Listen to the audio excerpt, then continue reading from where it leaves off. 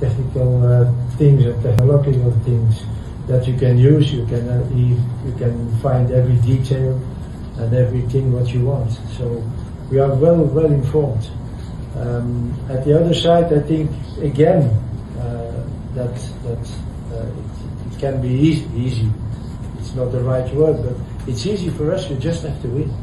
And now, can you win against a team that is to block their qualities and to use their weaknesses? And we will see if we can do it like we want to do it. And if we can achieve that, I think we have a big chance to win. But again, that is the same team for South Korea also. So maybe the weather conditions will play an important role tomorrow. That's for sure. But we are very motivated and we know what we have to do. That is winning, and only winning. So that makes maybe the things a little bit easier than for South Korea.